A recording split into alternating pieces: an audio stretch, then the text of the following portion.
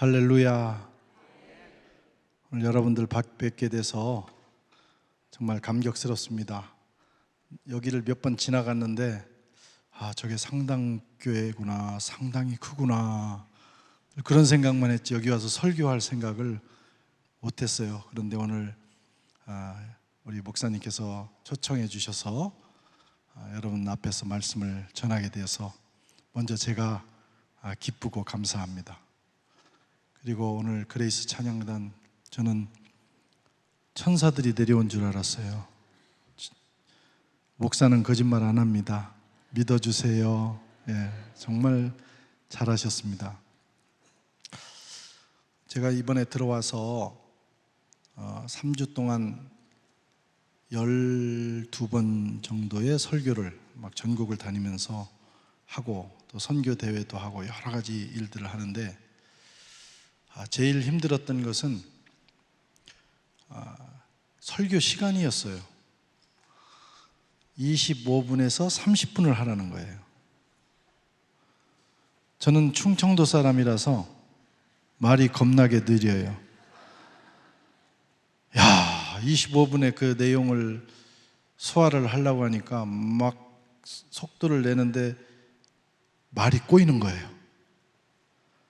그래서 오늘 이제 상당교회 가서 어떡하나 걱정하면서 내려왔는데, 오면서 보목사님께 몇 분 해야 돼요? 그랬더니 50분 하라는 거예요. 이제 내 속도로 하면 되겠구나. 정말 역시 충청도가 좋다, 그런 생각을 했습니다. 오늘 제 속도로 여러분과 함께 하나님 말씀 나누고, 또 제가 유럽에서 하는 또 사역도 조금 나누면서 함께 은혜를 나누고자 합니다. 저는 설교할 때 아멘이 없으면 이분들이 반응을 안 하면 자꾸 의심을 해요. 그래서 동의가 되시면 아멘으로 반응을 해주시면 그 다음 진도를 나가도록 하겠습니다. 어느 날 예수님께서 그의 어머니와 제자들과 함께 가나 혼인잔치에 가셨습니다. 잔치가 한참 무르익을 때 포도주가 떨어졌네요. 큰일 났습니다. 포도주가 떨어졌다는 것은 잔치가 끝났다는 거예요. 이제 더 이상은 큰 의미가 없는 상황이 됐어요. 그때 예수님의 어머니 마리아가 예수님께 이 상황을 알렸습니다. 포도주가 떨어졌대요. 그랬더니 예수님께서 대답하시기를 너무 황당하고 당황스러운 대답을 하시는 거예요. 여자여, 여기서 여자여는 어머니를 낮춰 부르는 말은 아닙니다. 하여튼 여자여, 그것이 나와 무슨 상관이 있나이까? 아직 내 때가 이르지 아니하였나이다. 그런데 놀라운 것은 잠시 후에 예수님은 그 마음을 바꾸시죠. 그리고 물이 변하여 포도주가 되는 예수님 최초의 사역, 최초의 기적, 예수님 공생애의 최초의 기적을 일으키셨습니다. 얼마나 놀라운 일입니까? 물이 변하여 포도주가 되게 하시는 그 기적, 얼마나 놀라운 일이에요. 그런데 그보다 더 놀라운 것은 예수님이 마음을 이렇게 빨리 바꿨다는 거예요. 저는 도무지 이해가 되질 않았어요. 예수님이 도대체 방금 전에는 아무나하고 상관이 없다, 어머니 그것이 나와 무슨 상관이 있습니까? 내 때가 아닙니다 라고 단호하게 거절하셨는데, 어떻게 잠시 후에 마음을 바꿔서 물을 포도주로 만드는 기적을 일으키셨을까? 이게 본문을 읽을 때마다 아마 여러분들도 그 고민해 보셨을 거예요. 저는 그 고민을 했습니다. 이게 뭔가? 예수님이 마음이 변덕스러운 분일까? 그렇지는 않겠죠? 이랬다 저랬다. 세상에 가장 힘든 사람이 이랬다 저랬다 하는 사람이에요. 약속을 했으면 끝까지 지켜야 되고, 한번 좋아했으면 끝까지 가는 거고, 근데 이 감정이 왔다 갔다 하는 사람은 대하기가 굉장히 힘들어요. 프랑스 사람들이 그렇습니다. 프랑스는요, 날씨가 이 업다운이 많이 심합니다. 그래서 지난주에 프랑스 파리 날씨가 35도 거의 40도를 육박하면서 에펠탑이 휘어질 염려가 있을 정도가 됐다고 그래요. 제가 꼭 파리를 비울 때만 그런 일이 있어. 하여튼 거기 있어야 되는데 여기 나왔더니 또 그런 일이 생겼어요. 그런데 제 아들하고 통화를 했더니 오늘은 어떠냐 그랬더니 어제 저녁에 오늘은 23도로 떨어졌어요. 이야, 이 폭이 엄청납니다. 보통 날씨도 그래요. 비가 많이 옵니다. 그래서 오늘은 비가 계속 오겠지 하고 우산 들고 나가면 그날은 낭패입니다. 해가 쨍하고 떴을 때 오늘 괜찮겠지 하고 나가면 그날 비가 와요. 날씨를 종잡을 수가 없어요. 사람이 그걸 닮아갑니다. 그래가지고 프랑스 사람들을 대할 때, 사역을 할 때나 목사님들도 마찬가지고 현지인들을 대할 때 당황할 때가 많아요. 변덕스러워요. 어제는 반갑게 얘기했는데 막 인사하고 막 비주 이렇게 볼 키스를 2번이나 하고 막 더 기분 좀 4번까지 하거든요. 쪽쪽하면서 하고 그 다음 날은 딱 만났는데 반갑게 인사를 하고 하는데 못 본 채 하는 거예요. 전문 용어로 쌩 깐다고 해요. 쌩을 까. 그래가지고 당황할 때가 많은데 예수님은 그런 분은 아니실 거예요. 그죠? 그럼 시간의 문제일까? 시간. 그 시간이 도대체 얼마나 흘렀겠어요? 잠시 한 1, 2분 사이에 일어난 일이에요. 마음이 바뀌셨어요. 아니 1분, 2분, 5분, 10분 사이에 바뀔 일을 예수님께서 그렇게 냉정하게 어머니한테 말씀하신다? 여러분 이해가 되세요? 아마 예수님은 그러시지 않았을 거예요. 보통 우리 같으면 하루 이틀 정도 상관은 그냥 접고 들어가잖아요. 미리 하는 거예요. 특히 한국 사람들은 미리 땡겨서 하기도 하잖아요. 근데 예수님이 순식간에 마음을 바꾼 걸 보면 예수님이 마음이 좁은 것도 아닐 텐데 여기에 무슨 비밀이 있다. 그래서 이 문제는 예수님의 성품의 문제도 시간의 문제도 아니다. 4절, 5절을 읽어보니까 거기서 비밀이 풀립니다. 열쇠가 있어요. 그 어머니가 하인들에게 이르되 너희에게 그가 무슨 말씀을 하시든지 그대로 하라. 이 말씀 딱 한마디 하셨는데 상황이 싹 바뀌어버렸어요. 이 말씀의 의미를 알아야 됩니다. 마리아가 하인들을 불러서 이제부터는 예수님께서 너희에게 무슨 말씀을 하시든지 그대로 하라. 그랬더니 예수님이 그 즉시 물이 변하여 포도주 되는 그 집안의 심각한 문제를 한 번에 해결하는 놀라운 기적을 베풀어 주셨습니다.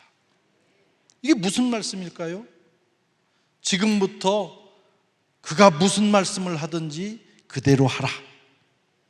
이 의미는 지금부터는 예수가 이 잔칫집의 대장이다, 주인이다. 지금까지는 연회장, 그리고 그 연회장을 고용한 집안 주인이 마음대로 하는 겁니다. 하인들은 그 사람들의 말을 들어야 되는 거죠. 예수님이 아무리 존귀한 분이라 할지라도 그 집안에 가서 감나라 배나라 그러면 쫓겨납니다. 그 품위가 없는 거예요. 그리고 그런 말을 듣지도 않습니다. 최고의 대우를 해드린다 할지라도 그러나 명령할 권한은 연회장에게 있고 집주인에게 있는 거예요. 책임도 그에게 있는 거예요. 그런데 이 순간부터 예수님이 이 하인들의 주인이 되시고 그 집안의 주인이 되신 겁니다. 상황이 순식간에 바뀐 거예요. 주인을 바꿔라, 이런 말씀입니다. 예수님을 너희들의 주인으로 모셔라. 여러분들의 인생의 주인은 누구입니까? 누가 여러분을 다스리고 있습니까? 여러분들의 생각과 결정을 누가 하고 있습니까? 그가 주인이에요. 지금까지는 내가 주인이 돼서 내 인생을 마음대로 했다면 이제 오늘 이후로 진짜 참말로 예수님을 주인으로 모셔보라는 말씀이에요. 말로만 주여 주여 하지 말고 진짜 주인을 바꿔보십시오. 주님이 내 인생의 주인입니다.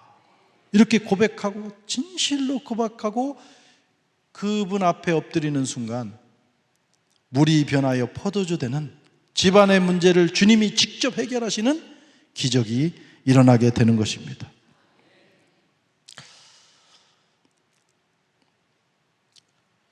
주님의 때는 두 가지가 있죠. 연대기적인 때가 있어요.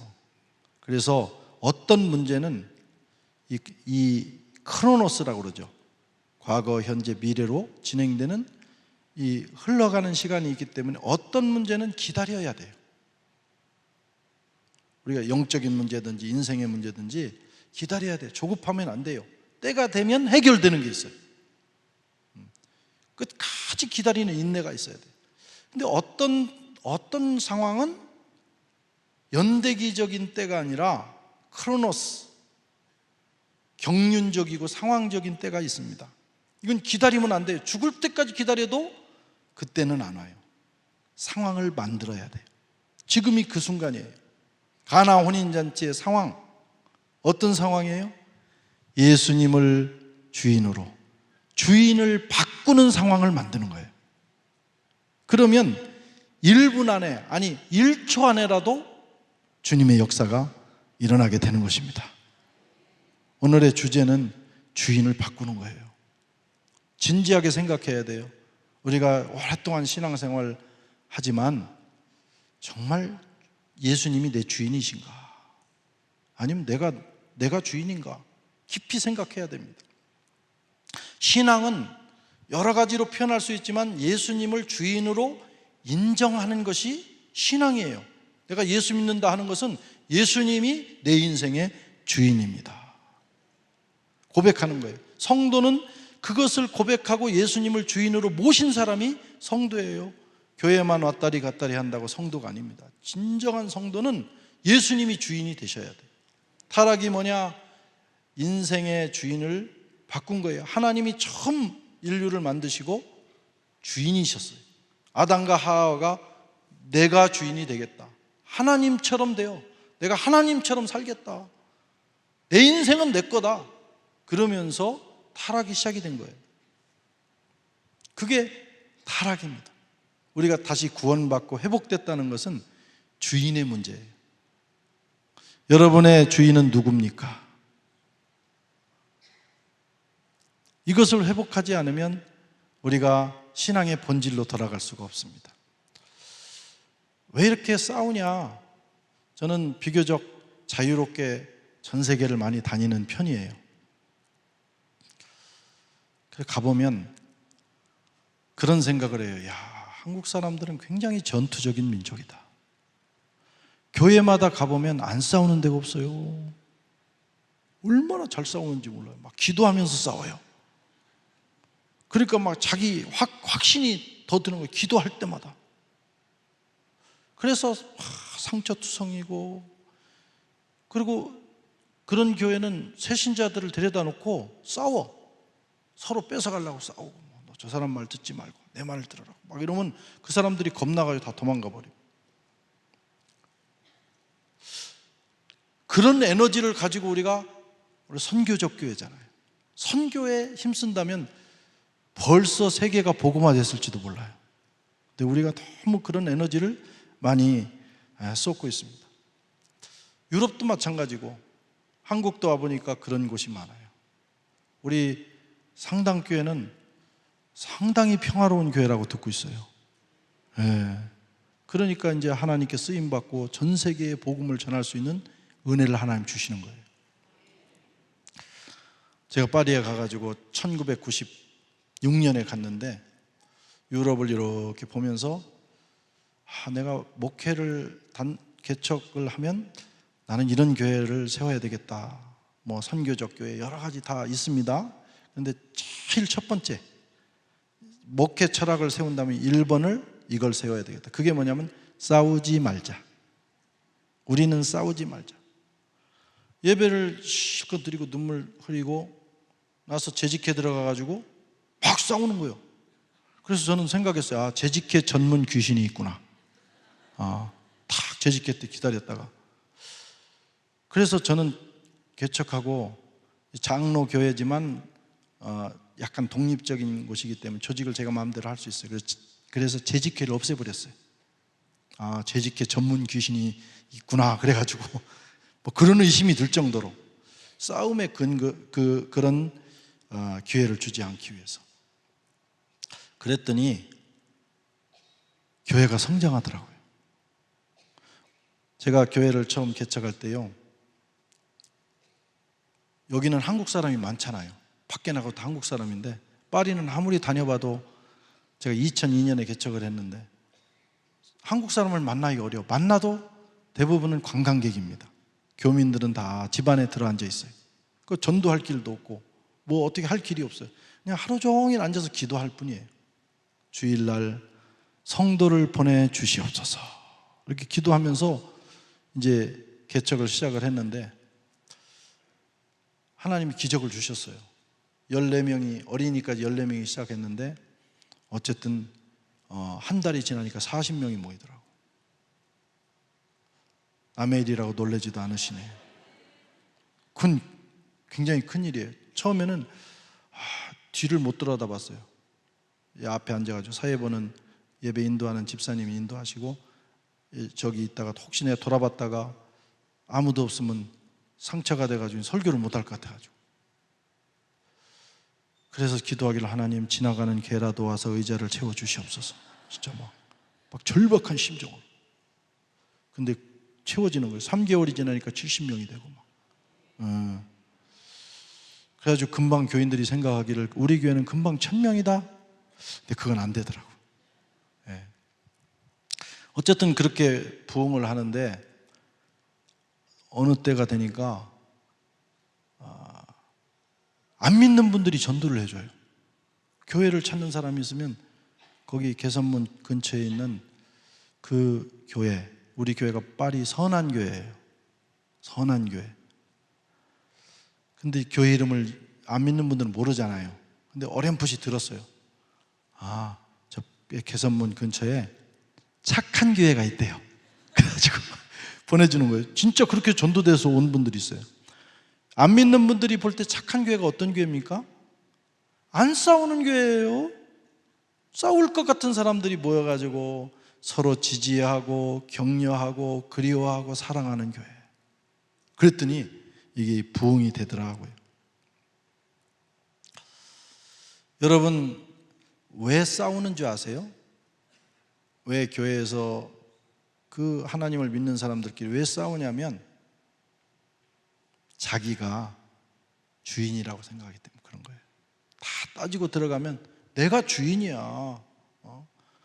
내가 개척을 했으니 주인이고 저도 개척을 해보니까 약간 그런 유혹이 있더라고요. 누가 속을 새기면 자기가 나가야지 내가 나가나? 이런 생각이 들어요. 그럴 정도로 또 장로님이 주인이고 헌금 많이 한 사람이 주인이고 뭐 이런 나름대로 소위 말하는 주인의식을 갖는 거예요. 그게 다툼의 원인이에요. 여러분 교회의 주인은 누굽니까?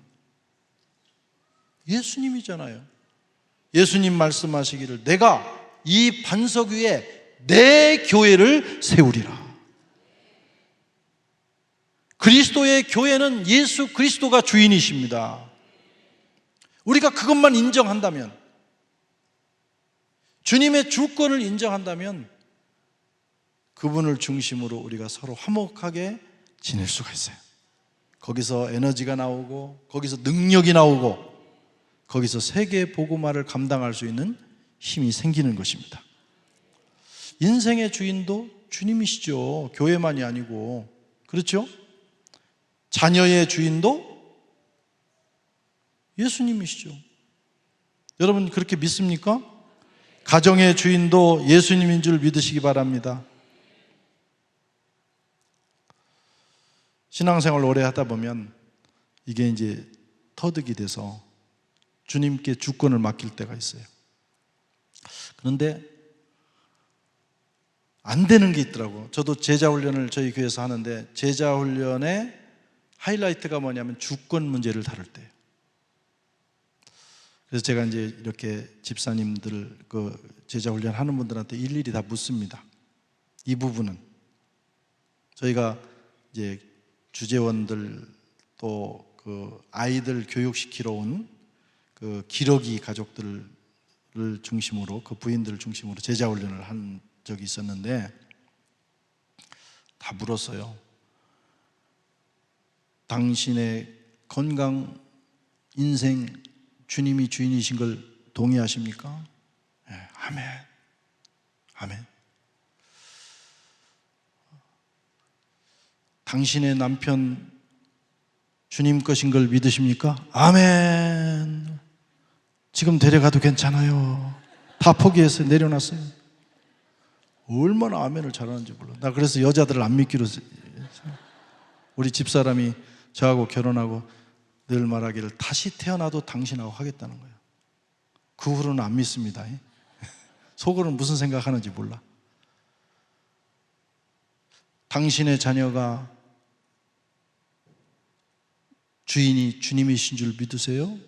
자녀를 내려놓으셨어요? 그랬더니 한 부인이 비명을 지르는 거예요. 깜짝 놀랐어요. 저는 이게 정신이 도는 줄 알았어요. 야, 제자 훈련하다가 정신 돌면 이제 개척교회는 끝나는 거예요. 그런 상황이 됐어요. 막 울고 불고 난리가 났어요. 내 아들은 안 된다는 거예요. 다 맡겨. 남편도 맡겨. 뭐 내 인생도 맡겨. 아들은 안 돼. 이 아들은 내 마음대로 해야 돼요. 내가 가진 계획이 있어요. 그것 때문에 기러기가 돼서 왔어요. 이야.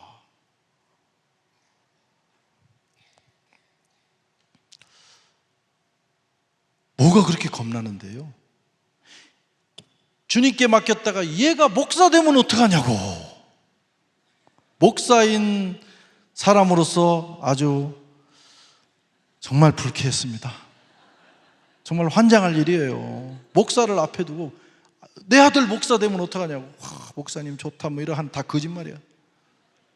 여기 권사님들 앉아 계시지만 목사님 다 좋아하면서 내 딸 목사한테 시집 간다고 하면 다 반대할 분들 많습니다. 아니 목사가 뭐가 문제인데. 그랬더니 하나님 목사 만들어가지고 선교사 만들면 어떡하냐고 또 그러더라고. 선교사가 되면 어떡하는데 아프리카 보내면 어떡하냐고. 그래서 포기를 못하겠다는 거예요. 여러분들의 자녀의 주인이 주님이십니까? 주님이 마음대로 쓰셔도 되겠어요? 아멘이 없잖아요. 그게 어려운 거예요. 문제의 주인, 우리가 기도하잖아요. 금요기도에 와서 열심히 하나님 앞에 기도해 놓고 기도했으면 이제부터는 이건 주님 거에 놓고 가셔야 되는데 갈 때는 막 챙겨가지고 가. 특히 충청도 사람들은 너무 죄송한 거예요. 이런 문제까지 주님 앞에 맡기고 가는 게. 그래서 다 설명해드리고 아이 잠깐만요. 이건 내가 가서 또 고민하고 내가 해결하겠습니다. 그리고 가지고 간다니까요. 그래서 기도 응답이 안 오는 거예요. 우리가 기도했으면 하나님 앞에 맡겼으면 딱 맡기고 이제부터는 주님이 알아서 하십시오. 그 문제가 계속 나를 따라 붙어도 이건 주님 거야. 잠이 안 오잖아요. 생각하면. 그럼 멜라토닌 먹고 자. 잊어버려야 돼요. 저는 그렇게 합니다. 어쨌든 기도한 것은 주님께 맡기는 거예요. 그러면 적당한 때에 주님께서 그 문제를 책임지고 해결해 주십니다. 그렇지 않는 한 주님은 늘 같은 대답을 하실 거예요. 그것이 나와 상관없다. 주님 이것 좀 들어주셔야지. 이럴 수가 있어요? 그거 나하고 상관없는 일이다. 네 문제 아니냐? 그래서 우리가 열심히 기도하고 금식하지만 기도 응답이 풍성하지 않은 것입니다. 그것까지도 주님 앞에 맡기시기를 바랍니다. 영국의 빅토리아 여왕, 이분은 아주 독실한 신앙인이었고 또 백성들을 사랑했다고 그래요. 그래서 자맹을 많이 했는데 어느 날 아주 소문이 잘 난, 예수 잘 믿기로 소문난 가정집을 방문했어요. 환대를 받았죠. 그래서 이제 식사를 한 다음에 물었습니다. 주인장에게, 주인장, 그동안 당신 가정을 방문한 손님들 중에 누가 가장 최고 영예로운 분이었어요? 그랬더니 주인장이 대답하는 말이 여왕님이십니다. 근데 실망을 했어요. 이분 독실한 크리스찬이니까 예수님이십니다 이렇게 대답하기를 바랐는데 여왕님이십니다. 아니, 나라고 하는 건 좋은데 사실은 예수님이어야 되지 않소? 예수님이 아니요? 그랬더니 그 집주인이 하는 말이 아닙니다. 예수님은 손님이 아니에요. 예수님은 우리 가정의 주인이십니다. 예수님이 저와 여러분들의 가정의 주님이 되셔야 됩니다. 근데 이건 원리적으로 알아요. 오늘 아멘 하신 분들 다 아실 텐데, 그런데 알면서 왜 이게 안 되냐 이거예요. 막상 맡겨야 될 때는 못 맡기는 경우가 많아요. 그 이유는 주님을 믿지 않기 때문입니다. 주님을 진짜 믿는다면, 주님이 선하심을 믿고 주님이 능력 있으심을 믿는다면 우리는 맡길 수 있어요. 그런데 주님께 맡겼다가 혹시 주님이 내 인생 망쳐버리면 어떡하나, 내 사역을 내가 기대했던 것보다 더 엉망으로 이끌어 가시면 어떡하나 하는 노파심이 있어요. 내 미래를 망치면 어떡하나, 내 자녀를 내가 나는 이렇게 내 자녀를 이렇게 키우고 싶은데 주님이 내가 원치 않는 전혀 다른 방향으로 키워가지고 저 아이의 미래를 어둡게 하면 어떡하나 하는 노파심이 있습니다. 여러분, 주님을 믿으십니까? 주님은 우리보다 능력이 많으시고, 주님은 우리보다 선하시고, 그리고 주님은 우리보다 우리 자녀를 더 사랑하셔요. 그걸 믿어야 됩니다. 그리고 주님 앞에 맡겨드리면 어떤 일이 일어납니까? 주님을 주인 삼고 순종했더니 10절에 보니까 포도주를 떠다 줬더니 사람들이 반응이 기가 막힌 거예요. 자, 먼저 좋은 포도주를 내는 것이 일반적인데 이 집은 나중에 더 좋은 포도주를 내는구나. 그 집 주인이 정성껏 마련한 최고의 포도주보다도 예수님이 순식간에 물로 포도주를 만든 이 포도주가 극상품 포도주라는 거예요. 주님이 역사하시면 내가 평생 계획하면서 에너지를 쏟아 만들어낸 것보다 더 멋진 인생을 만들어내십니다. 그리고 저도 이제 60 넘게 살아보니까 열심히는 살았는데 내 인생대로, 내 계획대로 되는 일이 별로 없더라고요. 그 인생입니다. 다 계획을 세우고, 누가 지금처럼 자기 인생이 되리라고 생각했겠어요? 다 다른 생각을 했는데 몇십 년, 수십 년, 50년, 60년 살아보면 자기 꿈대로, 자기 계획대로 되지 않아요. 그게 인생이에요. 또 된다고 해도 별로 그렇게 대단하지 않습니다. 그냥 우리가 최선을 다하면 절작을 조금 면할 뿐이고 걸작이 나오지는 않아요. 그런데 주님께 맡겨서 주님이 우리 인생을 붙들고 역사하시면 걸작품이 나옵니다. 그걸 믿으셔야 돼요. 더 좋은 포도주를 만들어내시는 하나님. 아멘. 저는 원래 이제 신학을 학부부터 신학을 했는데 그때부터 제 꿈과 계획은 한국에서 개척해서 목회하는 거였어요. 멋진 목회자가 되고 부흥사가 돼가지고 우리 대한민국을 복음화시키는 그런 목회자가 되게 됐다고 오랜 기간 기도를 했는데, 선교에 대해서는 저는요 한 번도 내가 선교사로 나간다는 생각은 안 했습니다. 기도도 안 했고. 저희 친구 중에는 학교를 다니다가 1년 쉬고 이스라엘 갔다 오고 1년 쉬고, 어떤 친구는 아랍에 가서 기도하면서 선교사의 꿈을 키운 친구들이 있어요.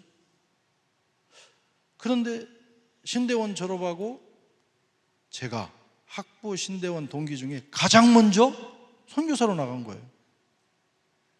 그건 내 계획이 아니었어요.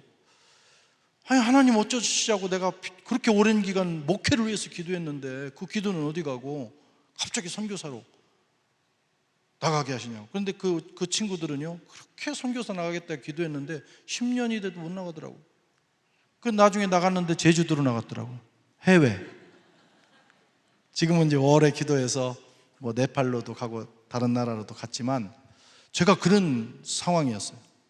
선교사로 나갔는데 어디로 갔어요? 프랑스 파리로 간 거예요. 우리 담임 목사님이 거기로 가라 해가지고 3개월 준비하고 간 거예요. 제 아내는 학교 선생님은 다 내려놓고, 그리고 재정이 모자라니까 연금 다 빼가지고, 지금 생각하면 참 억울해. 그때 원금을 살려놨으면 지금 노후 준비가 됐을 텐데 그거 빼가지고 다 쓰면서 프랑스 파리로 갔어요. 보내는 총회도 보내는 교회도 선교사로 보내놓고 제가 이렇게 눈치를 보니까 선교사로 인정을 안 해.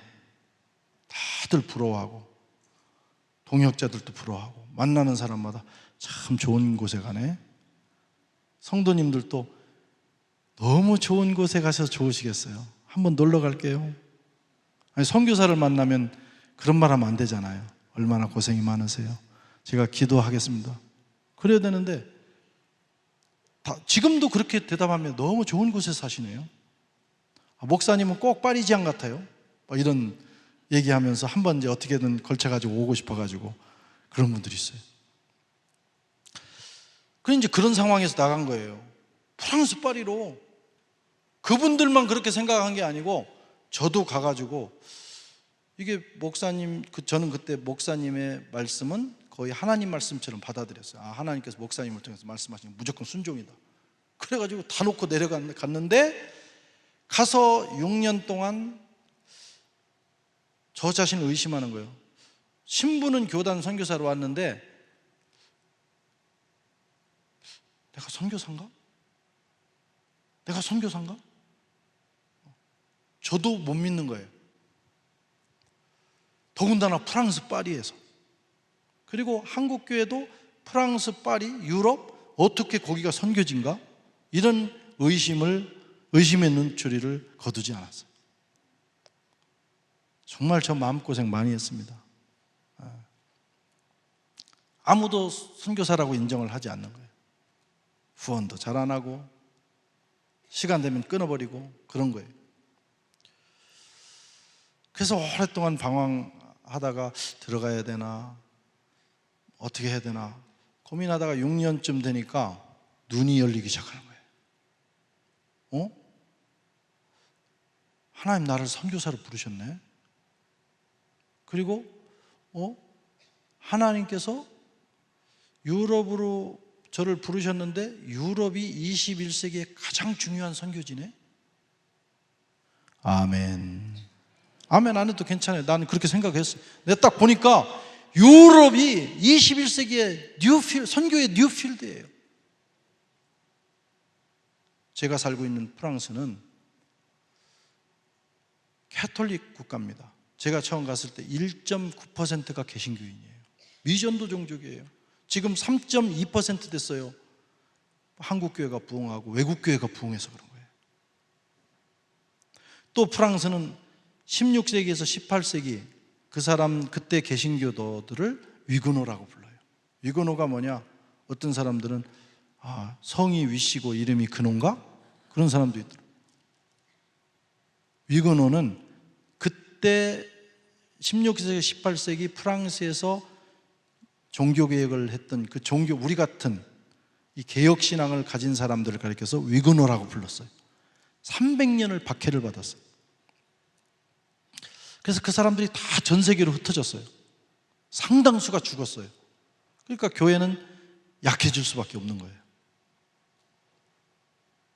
1.9%. 지금도 변동이 없습니다. 부흥한 것은 외국 교회가 부흥한 거예요. 아프리카보다도 개신교인이 없어요. 그런데 그분들은 오랜 역사 동안 그 박해를 극복하면서 유럽을 변화시키고 세계를 변화시키고 흩어진 사람들이, 국내에 있는 사람들은 102년 동안 남프랑스에 숨어 들어가서 몰래 신앙생활을 하면서 우리에게 소위 말하는 개혁신앙을 물려줬어요. 장로교회도 거기가 뿌리입니다. 그래서 그분들을 보면서 그 사람들이 미전도 종족에 가까운 상황도 선교지지만 이분들에게 우리가 신앙의 빚을 졌다, 그런 생각을 한 거예요.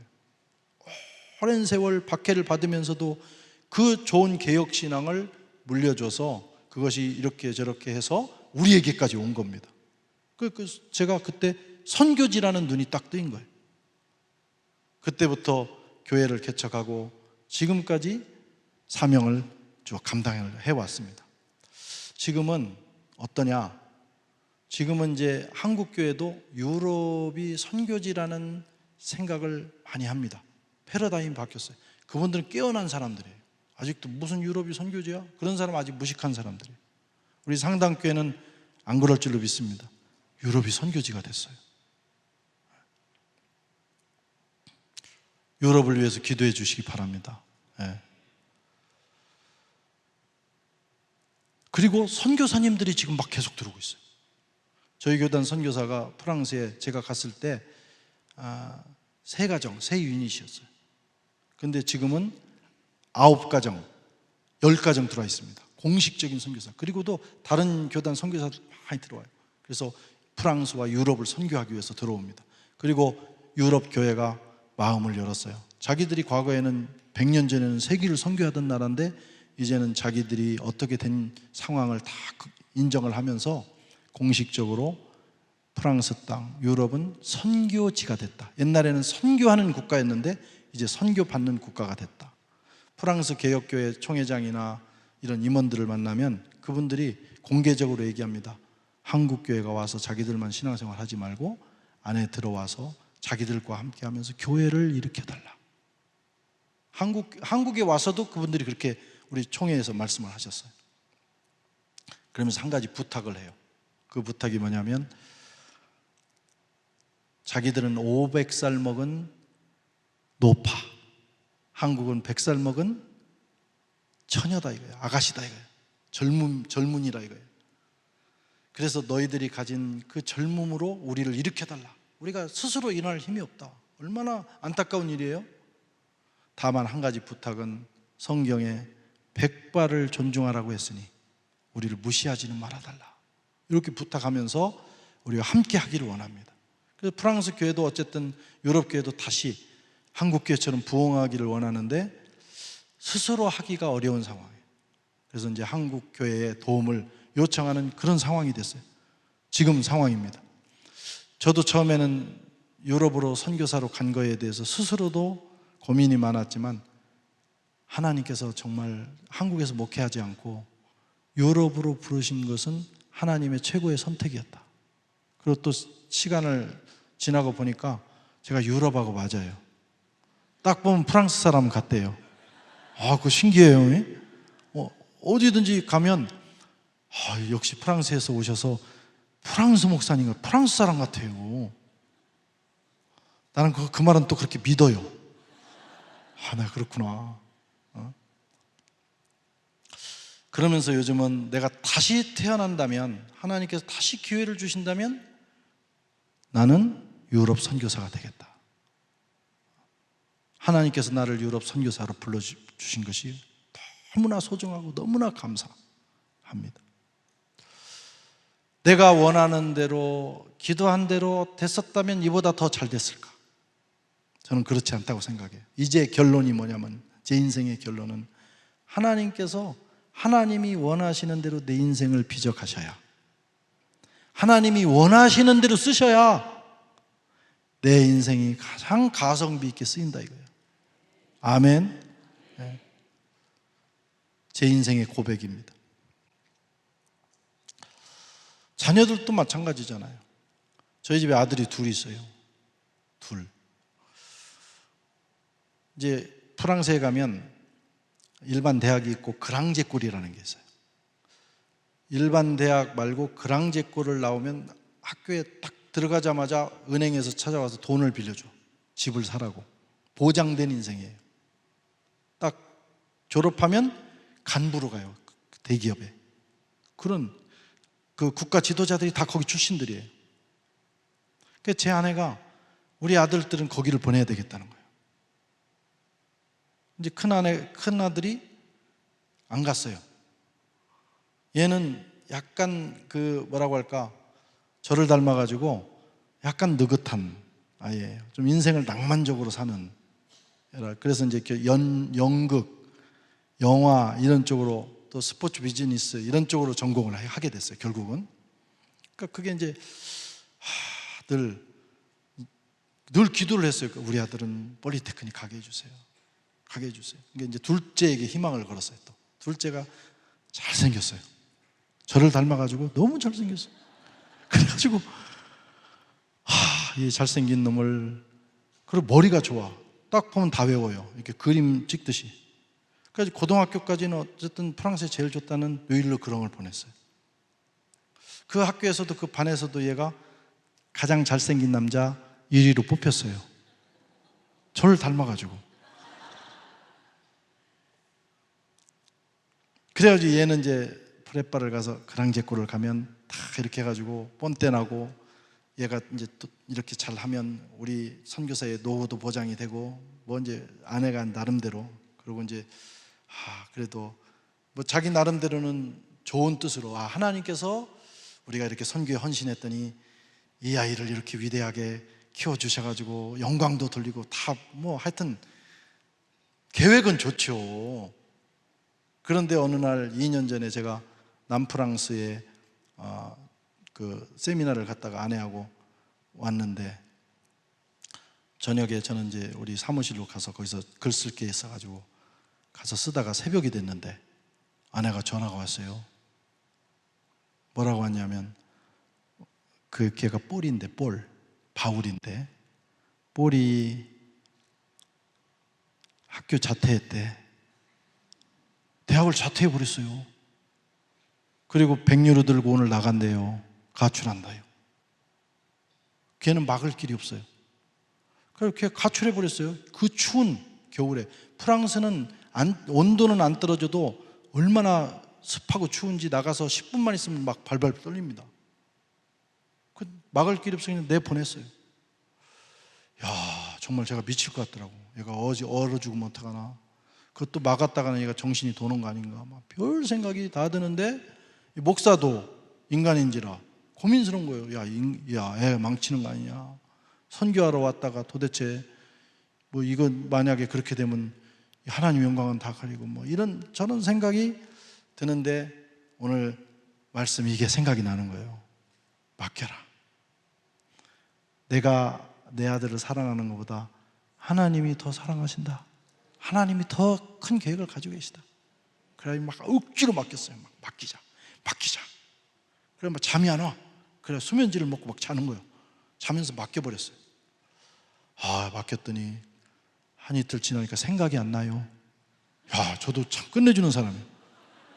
죽든지 말든지 뒤지든지 하나님 알아서 하는 거지 뭐. 그러고는 밥도 잘 먹고. 아내는 좀 오래 가더라고요. 그래도 아내도 딱 바뀌었어요. 맡기고 몇 개월 지나니까 얘가 지발로 기어 들어왔어요. 그 100유로 가지고 어떻게 살아남았어요. 돈도 벌었어요. 그런 들어오더니 자기가 아프리카를 또 1년 가겠대. 가서, 시간이 너무 지났네요. 이제 마무리하겠습니다.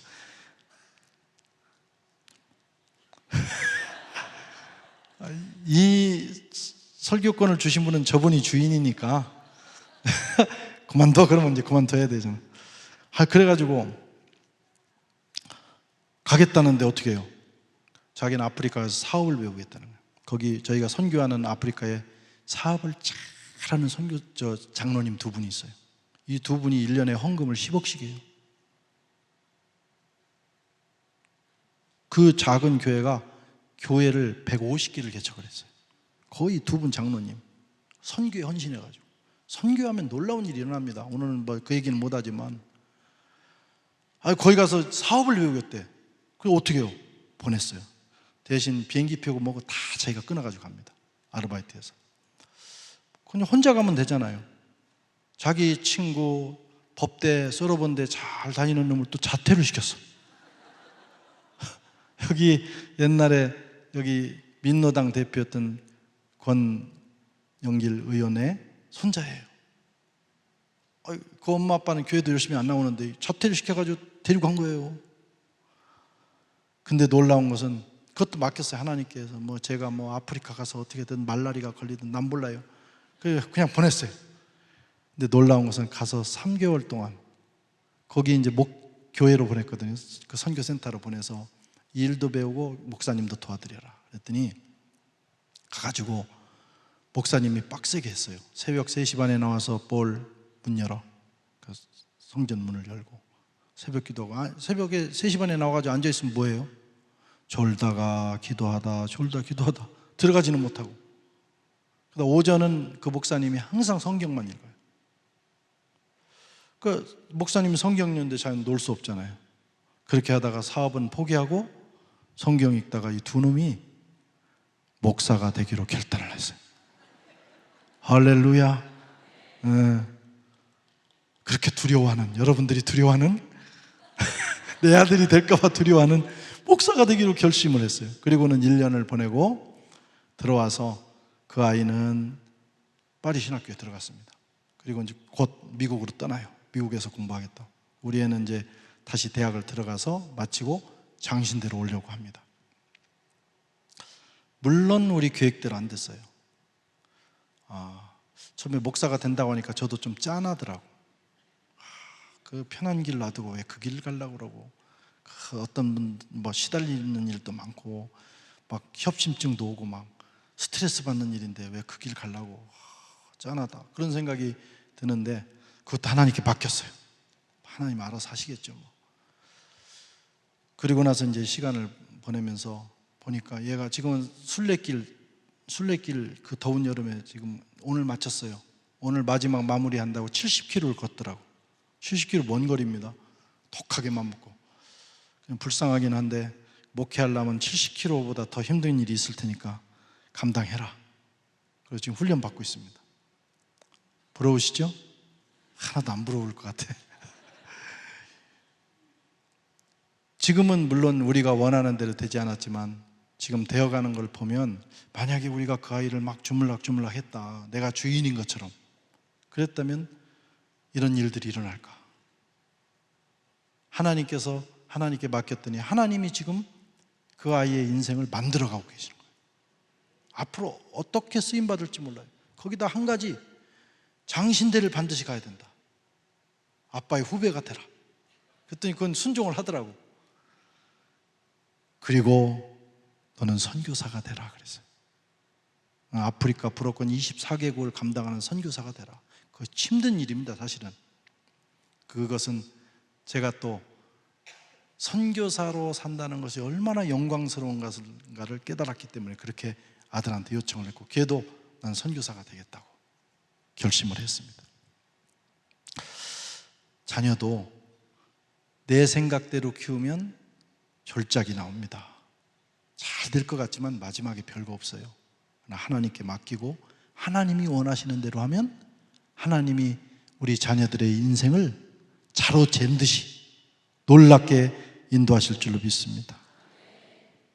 똑같은 악기도 누가 연주하느냐가 중요합니다. 우리 교회에 음악가들 많은데 바이올린 탁월하게 하는 애들도 많아요. 서울대 수석, 바스티유 그 오케스트라에서 하는 애들.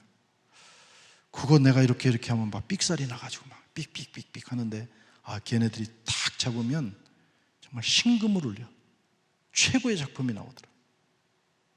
하나님은 최고의 예술가입니다. 하나님은 전능하신 분입니다.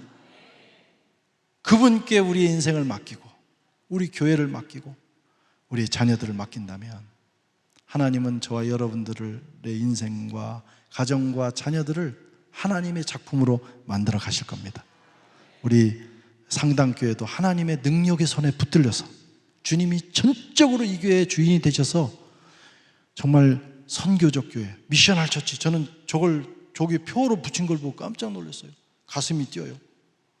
하나님께서 이 교회를 어떻게 쓰시려고, 우리가 전적으로 맡기고 하나님 앞에 순종한다면 정말 주님 오실 때, 주님 오실 날이 가까운 이때 정말 마지막 그 주님의 길을 준비하는, 세계 복음화를 위해서 쓰임받는 위대한 교회로 하나님께서 만들어 가실 줄로 믿습니다. 할렐루야. 기도하겠습니다. 하나님, 오늘 부족한 종이 주님이 사랑하시는 교회에 와서 말씀을 전했습니다. 이 말씀을 가슴에 새기게 하여 주시옵시고 주님이 주인 되시는 인생, 가정, 교회 되게 하여 주옵소서. 예수님의 이름으로 기도하옵나이다. 아멘.